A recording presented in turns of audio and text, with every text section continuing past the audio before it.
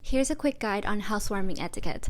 Give this a like to help others find this. Subscribe and click the bell for more modern manners and elegant life and style. When the stressful experience of moving home is over and the dust has settled, what better way to relax and celebrate than with a housewarming party? Don't wait until your new home is a model of pristine, newly decorated perfection.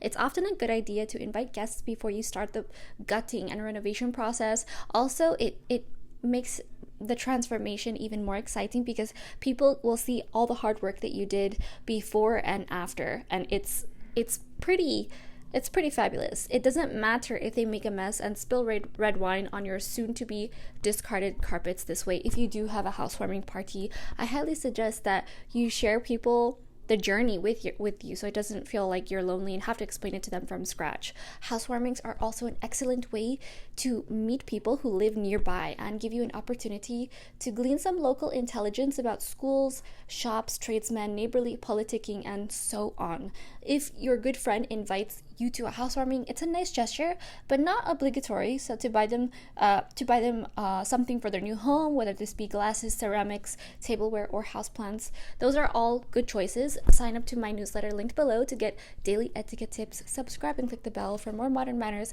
and elegant life and style. I post every day, 7 a.m. Pacific Standard Time. Thanks so much for watching, and I'll see you tomorrow.